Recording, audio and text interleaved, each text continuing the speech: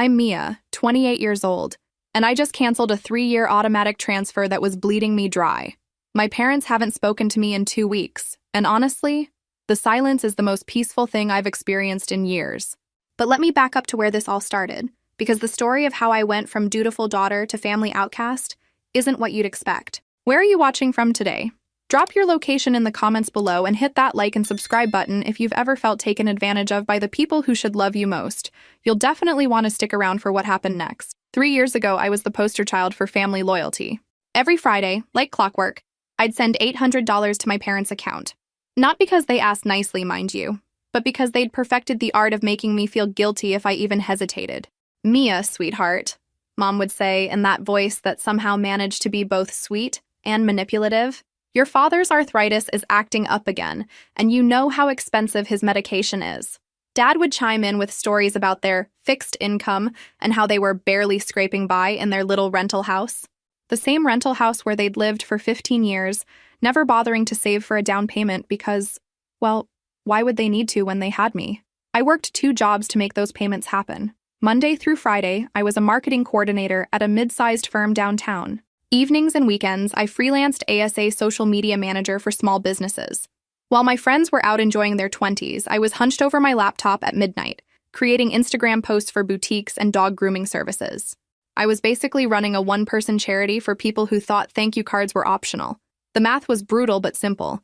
My take-home pay was about $3,000 a month. $800 went to my parents immediately. Another $1,000 covered my rent in a cramped studio apartment that I'd outgrown 2 years earlier, but couldn't afford to leave. Food, utilities, student loans, and gas for my ancient Honda Civic ate up most of the rest. Savings? What savings? The concept was as foreign to me as a vacation to Europe. But here's what kept me going through those exhausting years. My parents' gratitude, or what I thought was gratitude. "You're such a good daughter, Mia," they'd tell me during our weekly phone calls. "We don't know what we'd do without you." Those words were like a drug. After years of feeling like the unremarkable middle child, sandwiched between my older brother who'd moved to California and seemed to forget we existed, and my younger sister who'd married into money and considered herself above us all, I'd finally found my role in the family. I was the reliable one, the one who came through when it mattered, the one they could count on. What I didn't realize then was that reliability, when it's one-sided, isn't love. It's exploitation with a pretty bow on top. The irony is that I thought I was building something meaningful. Every transfer felt like an investment in our relationship, proof that I was worthy of their affection. I imagined future family gatherings where they'd tell everyone how I'd saved them, how I'd been their hero during their golden years. I pictured myself as the daughter who'd earned her place through sacrifice and devotion. Looking back, I can see how naive that was. But when you're raised to believe that love is earned rather than freely given, you'll work yourself to death trying to prove you deserve it. And that's exactly what I was doing, working myself to death when I met David. David walked into my life on a random Tuesday afternoon when I was having the worst possible day. My laptop had crashed that morning, taking 3 days of client work with it. My car had started making that weird grinding noise that meant expensive repairs were coming. And I'd just gotten off a particularly draining call with Mom about their latest financial emergency. I was standing in line at the electronics store, clutching my dead laptop and probably looking like I was about to cry, when this tall guy behind me started talking. "MacBook Pro?" he asked, nodding toward my laptop case. "Was," I replied, not really in the mood for small talk. "Now it's an expensive paperweight." He laughed, and something about the sound made me actually look at him. Brown skin, kind eyes, and a smile that seemed genuinely amused rather than polite. "I'm a software engineer," he said. "Want me to take a look? Might be salvageable." Normally, I would have politely declined. I wasn't the type to accept help from strangers, especially attractive male strangers who probably had ulterior motives. But I was desperate, and something about his demeanor felt safe. "You'd do that?" I asked. "Sure. There's a coffee shop next door. Give me 20 minutes and I'll at least tell you if it's worth fixing or if you should start shopping for a replacement." 20 minutes turned into 2 hours. David not only fixed my laptop, he also optimized it so it ran faster than it had in months. More importantly, we talked. Really talked in a way I hadn't experienced with anyone in years. He was intelligent without being condescending, funny without being cruel, and when I mentioned that I worked 2 jobs, he didn't immediately ask why I needed the money or suggest that I was being irresponsible with my finances. "That must be exhausting," he said instead, and the simple acknowledgement of my reality was so refreshing that I nearly teared up. We started dating slowly, coffee dates that turned into dinner dates that turned into weekend adventures around the city. David was everything I hadn't known I was looking for. Stable, kind, ambitious but not ruthless. And most importantly, he seemed to see me as a whole person, rather than just a function. For the first time in years, I had something in my life that was purely mine. My parents didn't need to approve of David, didn't need to benefit from my relationship with him, and didn't need to be involved in every aspect of our connection. It was liberating in a way I hadn't expected. Of course, I couldn't keep him to myself forever. After 6 months of dating, it felt natural to introduce him to my family. I was nervous, but hopeful. David was successful, respectful, and clearly crazy about me. What wasn't to like? The first meeting was at my parents' house for Sunday dinner, a tradition I'd maintained religiously despite my packed schedule. I'd warned David that they were a little old-fashioned and might need time to warm up to him, but I wasn't prepared for what actually happened. They were polite, almost aggressively polite. "David, how lovely to meet you," Mom said, her smile bright enough to power the neighborhood. "Mia has told us so much about you." Dad stood up to shake his hand, which was unusual. Dad usually stayed planted in his recliner unless the house was on fire. "Welcome to our home," he said formally, like David was a visiting dignitary rather than his daughter's boyfriend. Throughout dinner, they peppered him with questions that felt more like an interview than a conversation. What did he do for work? Where did he grow up? What were his career goals? His family background? David handled it all gracefully, answering their questions with humor and humility. He complimented Mom's cooking, asked Dad about his woodworking hobby, and generally charmed them exactly the way I'd hoped he would. But something felt off. There was a stiffness to their interactions, a forced quality to their smiles. They were trying too hard to appear accepting, which made me wonder what they were really thinking. After dinner, while David was in the bathroom, Mom pulled me aside. "He seems very nice, sweetheart," she said carefully. "But?" I prompted, sensing the unspoken reservation. "But nothing," she said quickly. "He's obviously intelligent and successful. We just want to make sure he's right for you." "What do you mean by that?" She exchanged a glance with Dad, who had joined us in the kitchen. "Well, you know how important family compatibility is," Dad said. "It's not just about the two people in the relationship. It's about how well everyone fits together." I didn't understand what they meant then. I thought they were just being overprotective parents, maybe a little suspicious of any man who wanted to date their daughter. I had no idea they were already deciding whether David was the right race to join their family. The subtle comments started about a month after that first dinner. Little remarks that seemed innocent on the surface, but left me feeling unsettled in ways I couldn't quite articulate. "David's so articulate," Mom would say after our phone calls where I'd mentioned something he'd said or done. "You can tell he had a good education. He's very professional," Dad would add approvingly. "Not like some of the young men these days." At first, I thought they were being complimentary, but there was something in their tone, a mild surprise that made me uncomfortable, like they hadn't expected David to be intelligent or well-spoken. When I brought David to their anniversary dinner 2 months later, the comments became more direct. "You know, Mia," Mom said while we were clearing dishes, "I was just thinking about your future. Have you two talked about children?" "Mom," I said, laughing uncomfortably, "we've only been dating 8 months. I know, I'm just saying, when you do have children someday, you'll want to think about what they'll look like, how they'll fit in." The words hit me like ice water. "What do you mean, how they'll fit in?" "Well," she glanced toward the living room where David was talking with Dad. "Mixed children sometimes have identity issues, don't they? Not knowing where they belong." I stared at her, waiting for her to clarify, to somehow make those words mean something other than what they clearly meant. But she just continued loading the dishwasher as if she'd commented on the weather. "Mom, that's incredibly racist." "It's not racist to be practical, Mia. I'm just thinking about potential challenges." Ah, yes, practical concerns. The polite person's way of saying something incredibly racist without owning up to it. Dad appeared in the doorway at that moment. "Everything okay in here?" "Just girl talk," Mom said brightly. Mia and I were discussing the future. The drive home was tense. David had noticed the shift in atmosphere, even if he hadn't heard the specific comment. "Did I say something wrong?" he asked. "Your parents seemed upset about something." I wanted to tell him the truth, but I was still processing it myself. How do you explain that your parents, who raised you to treat everyone with respect, had just revealed themselves to be the kind of people who judge others based on skin color? "They're just protective," I said weakly.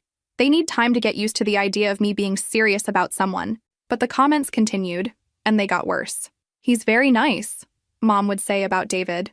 "But you know his culture is very different from ours. Do you really think you'd fit in with his family?"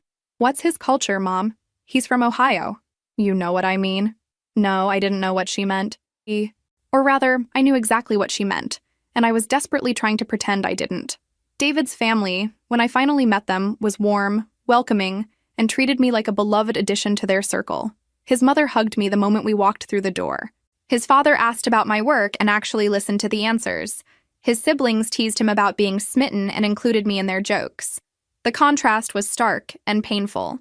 "They really like you," David said on the drive home from his parents' house. "Mom already asked when you're coming to Sunday dinner again." I smiled, but inside I was aching. This was what family acceptance felt like. This easy warmth, this immediate inclusion, this assumption that I belonged simply because David cared about me. It was everything my parents had failed to offer David. Everything they seemed incapable of offering him. But I made excuses for them. I told myself they just needed more time, that they'd come around once they got to know him better. I convinced myself that their concerns came from love rather than prejudice. I was still sending those $800 every week, still playing the role of the grateful daughter who owed them for all the sacrifices they'd made for me. Have you ever experienced that kind of cognitive dissonance? When the people you love show you exactly who they are, but you refuse to believe it? Let me know in the comments below. I was about to learn that some people don't change, no matter how much you want them to. The pregnancy test showed 2 pink lines on a rainy Thursday morning in November. David and I had been together for a year and a half, living together for 6 months, and talking about marriage in that casual way couples do when they're both sure but not quite ready to make it official. The baby hadn't been planned, but it wasn't unwelcome either. We were both financially stable, deeply in love, and excited about building a future together. David's reaction when I told him was everything I could have hoped for. Pure joy followed immediately by protective instinct. "Are you happy?" he asked, his hands already moving to my still flat stomach. "Terrified and happy," I admitted. "But mostly happy." "Good," he said, kissing my forehead. "Because I'm completely over the moon about this." Telling my parents was a different story. I called them that evening, expecting surprise, maybe some gentle concern about the timing, but ultimately excitement about their first grandchild. The silence that followed my announcement stretched long enough that I wondered if the call had dropped. "Mom? Dad? Are you there?" "Yes," Mom said finally. "We're here." "That's quite a surprise, sweetheart." "A good surprise, I hope." Another pause. "Well, it's certainly unexpected. You two aren't even engaged yet, are you?" "Not officially, but we've talked about it. This just moves up the timeline a little." "I see." Dad's voice sounded strained. "And you're sure about this? About David being the father you want for your children?" The question struck me as odd. "Of course I'm sure. I love him, and he loves me. He's going to be an amazing father." "It's just a big responsibility, Mia," Mom interjected. "Raising a child is hard enough when both parents come from similar backgrounds. When there are cultural differences—" "What cultural differences?" I snapped, my patience finally wearing thin. "We're both American. We both work in tech. We both want the same things for our future. You know what we mean." And there it was again. That phrase that meant everything and nothing. The coward's way of being racist without actually saying the words. "No, Mom, I don't know what you mean. Why don't you explain it to me?" The line went quiet except for some whispering between my parents. "We're just concerned about the challenges the child might face," Dad said finally. "In school, in society, it's not easy being different." "Different from what?" More silence. "Look," Mom said, her voice taking on that fake cheerful tone she used when she wanted to change the subject. "We're happy if you're happy. When are you due?" I gave them the basic details, but the conversation felt hollow. There were no congratulations, no excitement about becoming grandparents, no questions about baby names or nursery plans. Just barely concealed disappointment and thinly veiled concerns about my child's racial identity. Over the following weeks, their reaction became even more clear. They found excuses to avoid our usual weekly dinners. When David and I invited them to a prenatal appointment, they claimed to have prior commitments. When I sent them the ultrasound photos, Mom responded with a brief text. "Glad everything looks healthy." David noticed, of course. He'd have to be blind not to see how differently his family was treating our news compared to mine. "It's okay," he told me one night when I was crying about their latest excuse to avoid spending time with us. "Not everyone gets excited about babies the same way." But I could see the hurt in his eyes. The way he'd grown quieter around me when the subject of my parents came up. He was trying to protect me from his own disappointment, which somehow made it worse.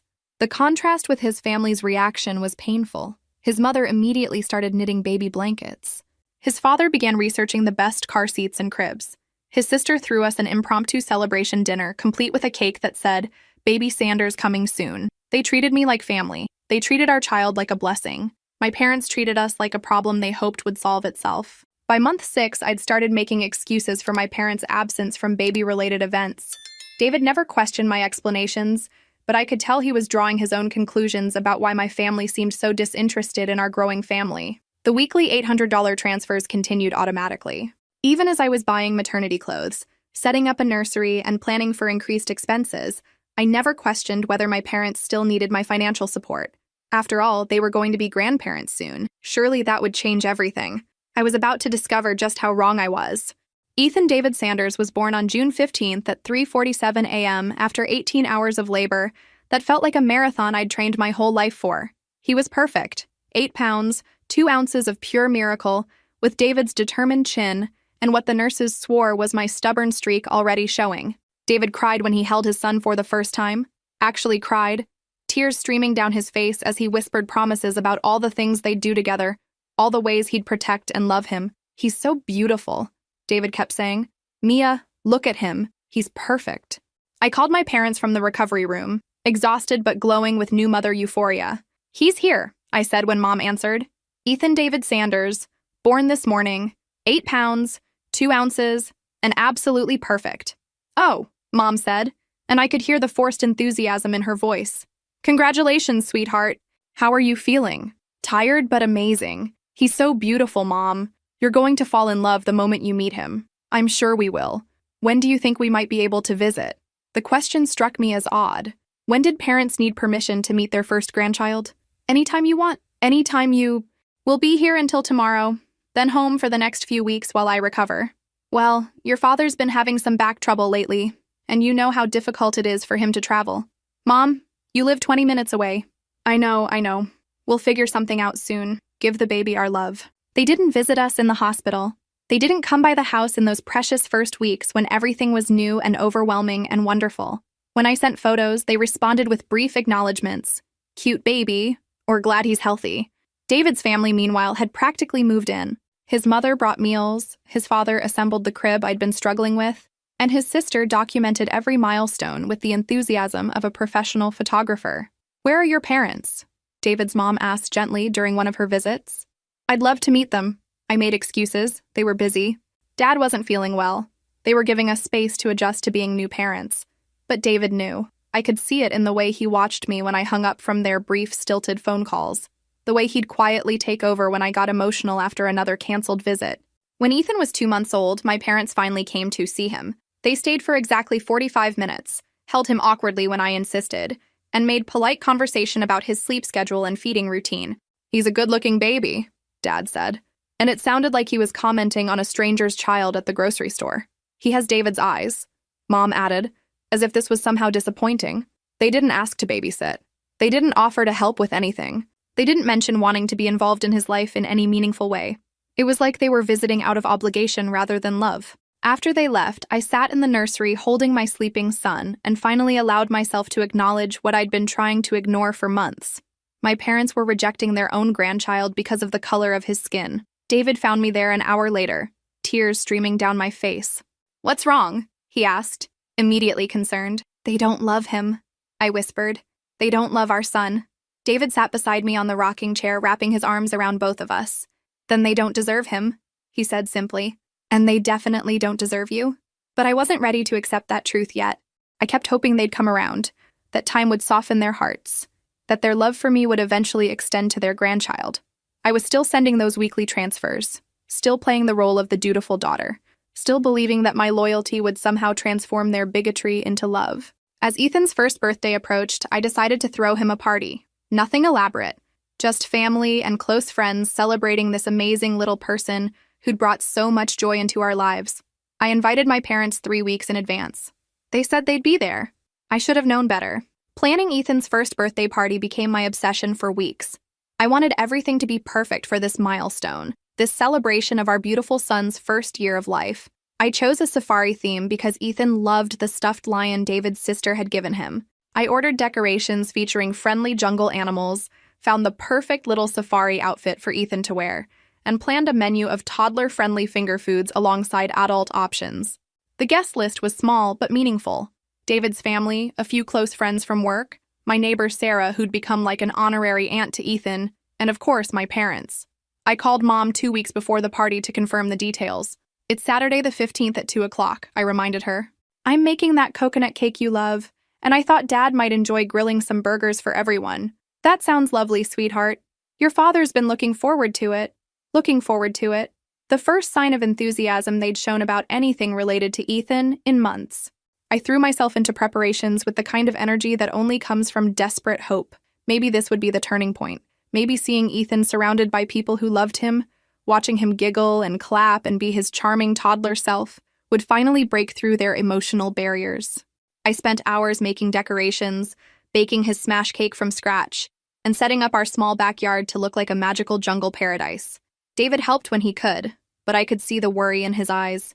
"Mia," he said gently the night before the party as I fussed over centerpiece arrangements, "what happens if they don't show up?" "They'll show up," I said quickly.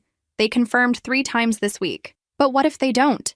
I couldn't answer that question because I couldn't bear to consider the possibility. If they missed Ethan's first birthday after specifically promising to be there, what would that say about who they really were? What would it say about the family I'd been financially supporting for 3 years? Saturday morning dawned bright and perfect. I was up early, double-checking every detail, making sure the house was spotless and the food was ready. Ethan woke up in one of his happy moods, babbling and clapping when he saw his safari decorations. David's family arrived first, arms full of presents and genuine excitement. His mother immediately swept Ethan into her arms, covering him with grandmother kisses, while his father set up a photo backdrop I'd created. "Where should we put the gifts?" David's sister asked, carrying what looked like half a toy store. "The dining room table," I said, my eyes constantly moving to the window, watching for my parents' car. Friends began arriving around too, each person lighting up when they saw Ethan in his little safari vest and khaki shorts. He was in his element, the center of attention, showing off his newest accomplishments like standing without support and clapping on command. By 2:30, everyone was there except my parents. "Should we start with the food?" David asked quietly. "Let's wait a few more minutes," I said, checking my phone for messages. Nothing. 3 o'clock came and went. Ethan was getting fussy, ready for his nap, and our guests were politely trying not to notice the empty spaces at the table I'd set for my parents. "I'm sure they're just running late," Sarah said kindly, but her eyes were sympathetic in a way that made my stomach clench. At 3:30, I finally called Mom's cell phone. It went straight to voicemail. I tried Dad's phone. Same thing. David found me in the kitchen, gripping the counter with white knuckles. "Hey," he said softly. "It's okay. Let's just celebrate our son with the people who are here." But it wasn't okay. It was the opposite of okay. This was their grandson's first birthday, and they'd simply decided not to show up.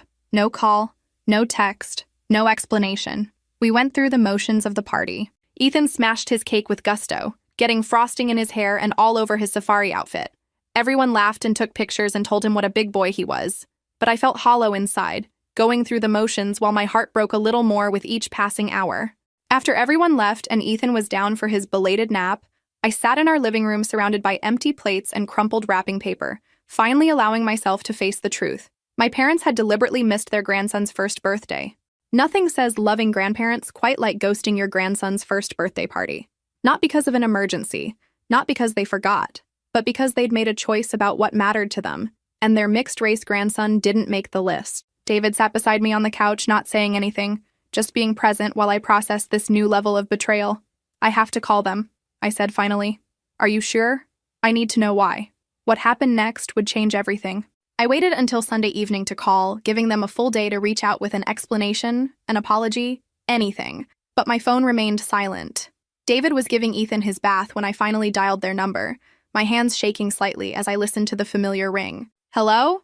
Mom's voice sounded normal, cheerful even, like she hadn't just missed the most important day of her grandson's short life. "Mom, it's me." "Oh, hi, sweetheart. How are you doing?" The casual tone, as if nothing had happened, as if yesterday hadn't been circled on our family calendar for weeks, nearly knocked the breath out of me. "I'm confused," I said carefully. "We missed you at Ethan's party yesterday." A pause. Then, "Oh, that. Yes, something came up at the last minute." "Something came up?" "Your father wasn't feeling well, and you know how these things go." "Mom, this was Ethan's first birthday. His first birthday." "I know, sweetheart, and we felt terrible about missing it. But there will be other birthdays. Other birthdays. Like his first was just any other day. Like the celebration I'd spent weeks planning was easily replaceable." "What came up exactly?" I pressed. What was so important that you couldn't even call to let us know you weren't coming? Another pause, longer this time. I could hear muffled conversation in the background, like she was covering the phone and talking to Dad. Well, if you must know, she said when she came back, her tone shifting to something cooler. We had some concerns about the whole situation. What situation? The party, Mia. All those people, all that fuss over a 1-year-old who won't even remember it. My mouth fell open. Are you serious right now? We just thought maybe you were going a bit overboard, making such a big deal out of everything. I could feel anger building in my chest, hot and unfamiliar. I'd made excuses for them for months, found ways to rationalize their distance, their lack of enthusiasm, their obvious discomfort around my son. But this was different. This was deliberate cruelty. Mom, I said, my voice steady despite the rage building inside me.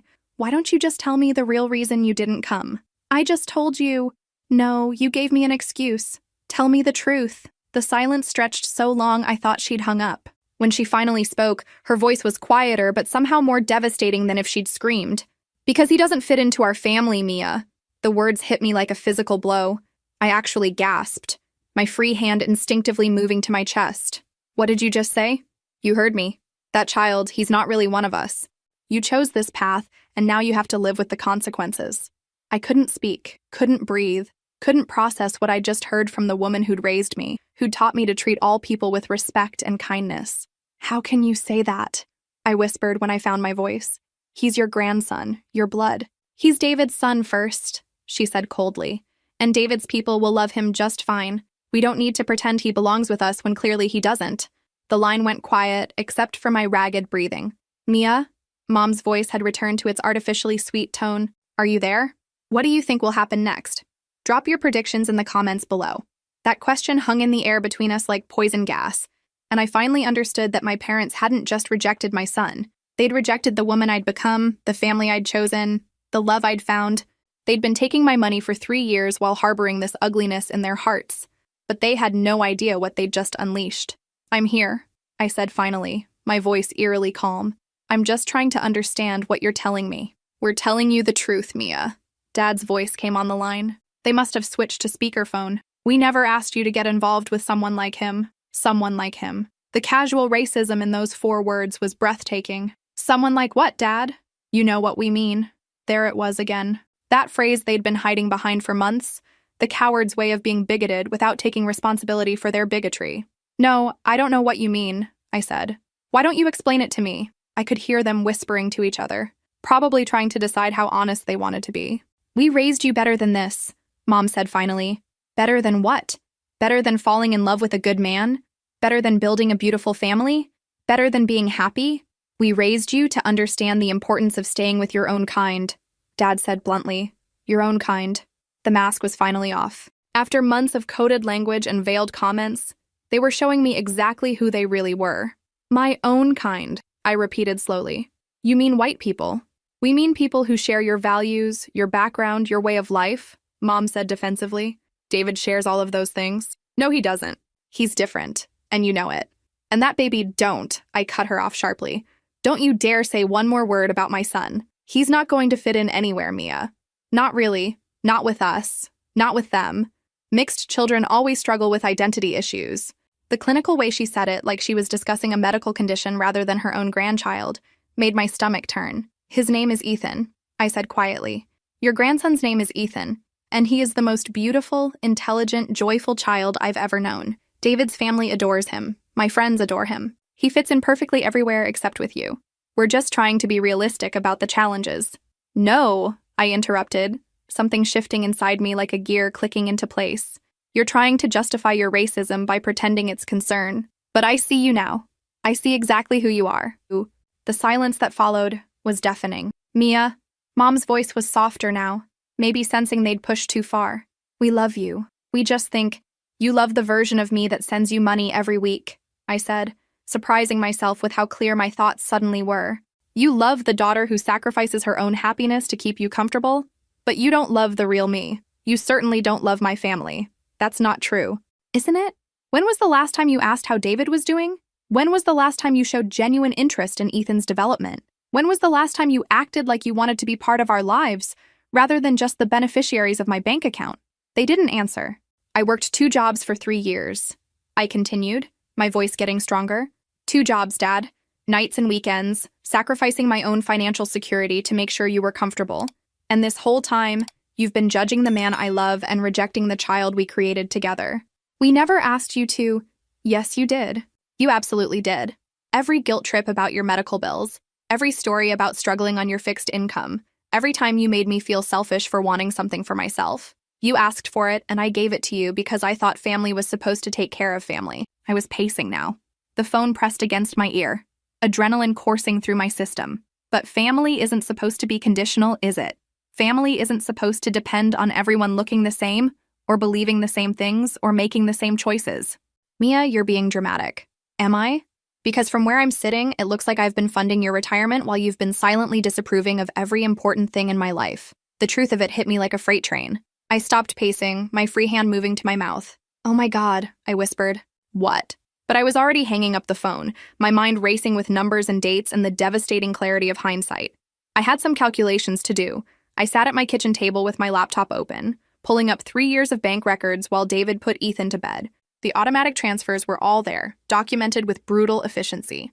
$800 every Friday for 156 weeks. The math was simple and devastating. $124,800. $124,800. Nearly my entire annual salary for those 3 years. Gone to support people who'd been harboring racist views about the man I loved and the child we'd created together. But it wasn't just the transfers. There had been extras. Emergency dental work for Dad. $200. A new water heater when theirs broke. $800. Mom's unexpected medical bills. $2,000. New tires for their car. $600. The deposit on their current rental when they had to move. $1,500. I kept a meticulous spreadsheet, adding up every additional payment I could remember. The total was staggering. Over $131,000 in 3 years. Mia? David appeared in the doorway, concern written across his face. Everything okay? You've been in here for 2 hours? I turned the laptop screen toward him. Look at this. He whistled low when he saw the numbers. This is what you've been sending them? Every week, for 3 years. And you know what the really sick part is? What? I convinced myself I was investing in our relationship. I thought I was buying their love, their respect, their acceptance. I thought if I just sacrificed enough, they'd eventually see how much I cared about them. David sat down beside me, his hand finding mine. And instead? Instead, they've been taking my money while deciding my son isn't good enough for their family. I pulled up their bank account information, which I still had access to since I'd been making the transfers for so long. The balance made me laugh bitterly. They have $43,000 in their checking account, I said. $43,000. They've been crying poverty while sitting on enough money to live comfortably for a year. Turns out I'd been funding the world's most expensive racists. There should be a Yelp review category for that. David was quiet for a long moment, studying the screen. What do you want to do? I knew what I wanted to do. The question was whether I had the courage to actually do it. I want to cancel the automatic transfer. Okay. I want to block their phone numbers. Okay. I want to write them a letter explaining exactly why they'll never see another dollar from me. And then I want to move on with my life like they never existed. David squeezed my hand. Sounds like a plan. You don't think I'm being too harsh? Mia, he said gently. They called our son a misfit who doesn't belong in their family. They missed his first birthday on purpose. They've been taking your money while treating you and us with barely concealed contempt. If anything, you're being too generous. Ooh. I spent the next hour crafting the letter. I wrote draft after draft, trying to find the right balance between devastating honesty and dignified restraint. Finally, I settled on something that felt appropriately final. Mom and Dad. After our conversation tonight, some things have become crystal clear to me. For 3 years, I have sent you $800 every week, plus additional money for emergencies and unexpected expenses. The total amount is approximately $131,000. I did this because I believed family takes care of family. I believed that love meant sacrifice, and that my sacrifice would strengthen our relationship. I was wrong. You have made it clear that my husband and son are not welcome in your family because of their race. You missed Ethan's first birthday deliberately, and when confronted, you told me he doesn't fit in with us. You have taken my money while harboring these views. You have allowed me to support you financially while rejecting the people I love most. Effective immediately, all financial support will cease. I am removing your access to my accounts and blocking your phone numbers. If you need money in the future, I suggest you look to the $43,000 you've saved from my contributions over the past 3 years. If my son doesn't fit into your family, Then your family doesn't fit into my life. Do not contact me again unless you are prepared to apologize sincerely to both David and Ethan, and to demonstrate that you have genuinely changed your views about race and family. Mia. I read it aloud to David, my hands trembling slightly. Perfect, he said, and send it. But first, I had one more thing to do. I opened my banking app and canceled the automatic transfer that was scheduled for the next day. Then I removed them from my emergency contact list, deleted their numbers from my phone, and blocked them on social media. 3 years of financial slavery ended with a few clicks on my phone. It felt like taking my first real breath in years. I sent the letter on Monday morning and then waited for the explosion. It came faster than I expected.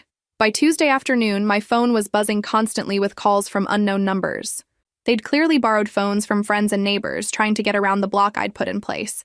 I let them all go to voicemail. The messages were predictable. Confused hurt, anger, desperate attempts at guilt manipulation, and finally threats. Mia, it's your mother. I don't understand why you're being so dramatic about this. Call me back so we can discuss this like adults. This is your father. You're making a huge mistake, young lady. Family is family, and you can't just throw us away over a misunderstanding. Mia, this is ridiculous. We raised you better than this. You're being selfish and ungrateful. And frankly, we're disappointed in the woman you've become. And finally, the threats. If you don't call us back by Friday, we're driving over there to talk to you in person. This nonsense has gone on long enough. I saved every voicemail, documenting their escalating desperation and rage. David suggested we might need the evidence if they actually followed through on their threat to show up at our house uninvited. By Thursday, the calls had stopped. I assumed they'd given up, at least temporarily. I was wrong. Friday evening, I was making dinner when the doorbell rang. David went to answer it, and I heard familiar voices in the entryway. My parents, talking over each other in the frantic way people do when they're desperate.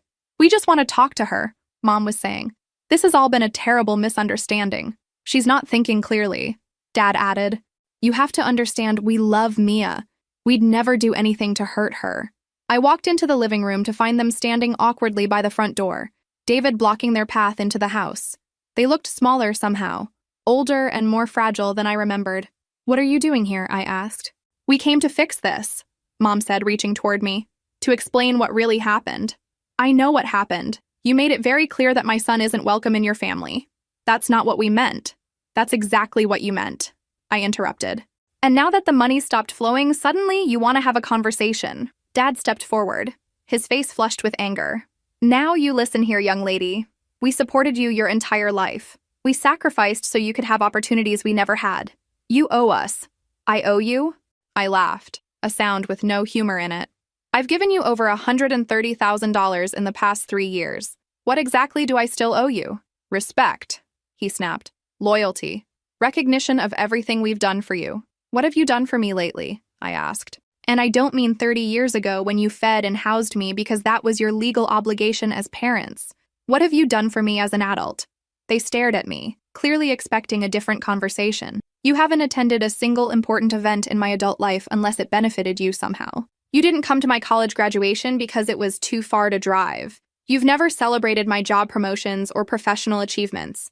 You missed your grandson's first birthday because he's mixed race. We never said that. You didn't have to say it directly. Your actions said it loud enough. Mom tried a different approach, her voice becoming pleading. Mia, we love you. We love Ethan too, in our own way. We just need time to adjust. How much time? I asked. He's 13 months old. How much more time do you need to decide whether your grandson deserves your love? It's not that simple. Yes, it is. It's exactly that simple. Either you love us or you don't. Either you accept my family or you don't. Either you're willing to change your racist attitudes or you're not. The word racist hit them like a slap. Dad's face turned red, Mom's eyes filled with tears, and for the first time since they'd arrived, they were both speechless. We are not racist, Dad said finally, his voice dangerous. Then prove it, I challenged. Apologize to David for the way you've treated him. Ask to spend real time with Ethan. Show me that you're willing to be a real family instead of people who just happen to share DNA. They looked at each other, communicating silently in the way long-married couples do. We think you should be the one apologizing, Mom said finally, for cutting us off financially without warning, for blocking our numbers, for treating us like criminals when all we've ever done is love you. And there it was. Even faced with the choice between racism and family, they chose racism. Then we have nothing more to discuss, I said, moving toward the door. It's time for you to leave. Mia, leave now. And don't come back unless you're prepared to treat my husband and son with the respect they deserve. After they left, I stood in my living room shaking with adrenaline and relief. David wrapped his arms around me from behind. How do you feel? He asked. Free, I said, surprised by how true it was. For the first time in my adult life, I feel completely free. That freedom was about to be tested in ways I never could have imagined. The consequences of cutting off my parents became apparent within 2 weeks. It started with a frantic call from my Aunt Linda, Dad's sister, who lived across the country and had apparently been designated as the family mediator. Mia, honey, your parents are in crisis, she said without preamble when I answered the phone. They're about to lose their house. I was quiet for a moment, processing this information. I'm sorry to hear that. That's it? You're sorry to hear that? They could be homeless by the end of the month. Aunt Linda, they have over $40,000 in their checking account. They're not going to be homeless. What $40,000? They've been living paycheck to paycheck for years. The lies were so deeply embedded that even extended family believed them. My parents had been performing poverty while stockpiling the money I'd been sending them. Check with them about their savings, I suggested. I think you'll be surprised. Mia, I don't understand what's gotten into you. These are your parents. They raised you, sacrificed for you. They took $130,000 from me over 3 years while treating my husband and son like they didn't belong in the family because of their race. Silence. Then, that can't be true. Call them and ask them to explain why they missed Ethan's first birthday. Ask them what they meant when they said he doesn't fit into our family. I hung up before she could respond. Over the next few days, more family members called. Cousins, aunts, uncles, all with the same message. I was being unreasonable, ungrateful, cruel. My parents had told everyone a carefully edited version of events that cast them as victims of their selfish daughter's sudden abandonment. None of them seemed to know about the racist comments.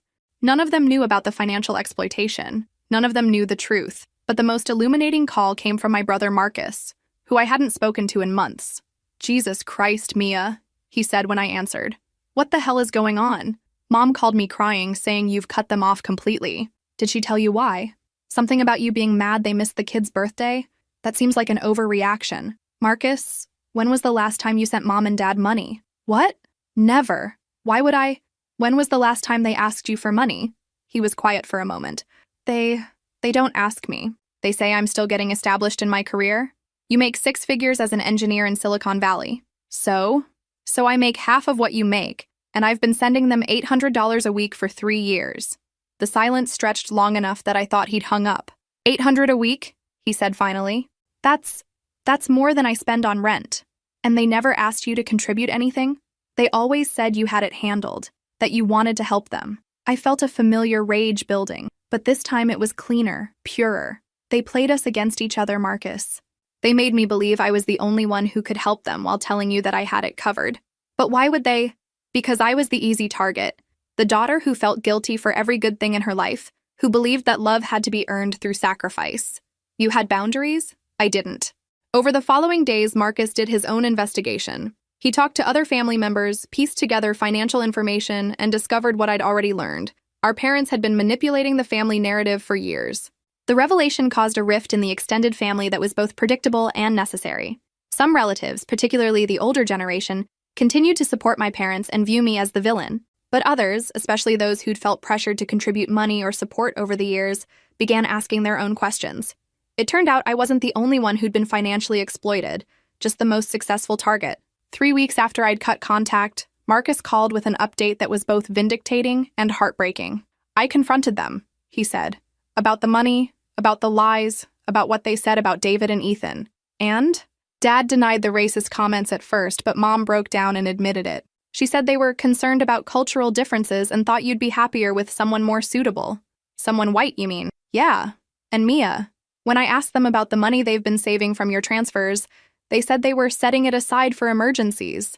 $43,000 in emergencies they never told you about, while telling me they were struggling to pay for basic necessities. Exactly. I told them they owed you an apology and probably some money back. Dad said you made your choice and could live with the consequences.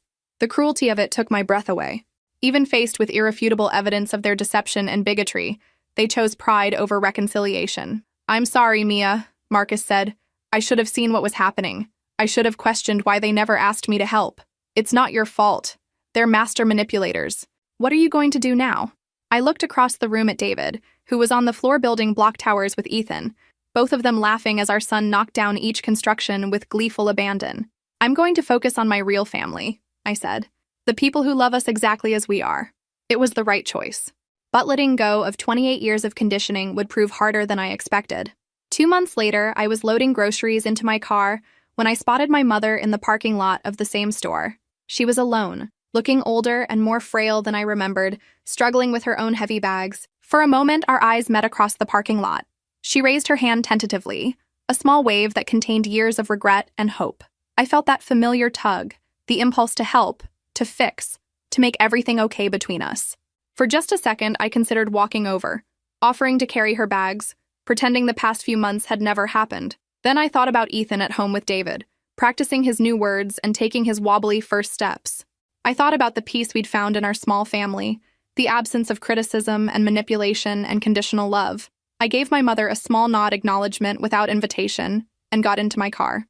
The drive home gave me time to process what I'd felt in that moment. Sadness, yes, but not guilt. Not anymore. David was in the kitchen when I arrived. Ethan strapped into his high chair, both of them covered in what appeared to be mashed sweet potato. "How was grocery shopping?" David asked, kissing my cheek. "Educational," I said, settling into the chair beside Ethan's high chair. "I saw my mother." David paused in his cleaning. "How was that?" "Sad, but also clarifying." Ethan babbled something that sounded remarkably like "mama" and reached for me with sweet potato-covered hands. I gathered him into my arms, not caring about my clean shirt. "Clarifying how?" David asked. I realized I don't miss them. I miss the idea of them, the parents I wanted them to be, but I don't actually miss the people they really are. David nodded, understanding immediately. "That makes sense. I used to think cutting them off was this dramatic, temporary thing, like eventually we'd have some big reconciliation scene where they'd apologize and we'd all cry and hug and become a normal family. And now? Now I realize that some relationships aren't meant to survive honesty. Some people would rather lose their family than examine their prejudices." As if sensing the gravity of the conversation, Ethan settled against my chest, his little fingers playing with my necklace while he made soft baby sounds. "You know what's funny?" I said. "I spent 3 years working myself to exhaustion to prove I was a good daughter, but being a good daughter to them required me to be a bad mother and wife." "How so?" "They wanted me to prioritize their comfort over my family's well-being. They wanted me to accept their racism and make excuses for it. They wanted me to teach Ethan that love is conditional, that acceptance depends on looking the right way and believing the right things." David sat beside us on the couch, his hand finding mine. "And instead, I'm teaching him that he's loved exactly as he is, that his family will always have his back, that he never has to earn affection or tolerate disrespect." I looked around our living room, taking in the photos that lined our walls. Ethan's first steps, David's promotion celebration, our small wedding ceremony, moments of genuine joy and connection. Not a single picture included my parents. "I've been thinking about what family really means," I continued. "It's not about shared DNA or obligation or guilt. It's about choosing to love someone consistently, showing up when it matters, celebrating each other's happiness instead of competing with it." "Your parents' loss," David said simply. "Their choice?" I corrected. "They chose their prejudice over their grandchild. They chose money over genuine relationship. They chose pride over growth." My phone buzzed with a text notification. For a split second, my stomach clenched with familiar anxiety, the conditioned response to potential family drama. But it was just Sarah, our neighbor, asking if we wanted to join her family for a barbecue on Saturday. "Sarah wants to know if we're free this weekend for a cookout," I told David. "Tell her yes," he said immediately. "It'll be good for Ethan to play with other kids." I typed back our acceptance and felt something settle in my chest. This was family too. Chosen family. People who loved us without agenda, who celebrated our milestones and supported us through challenges.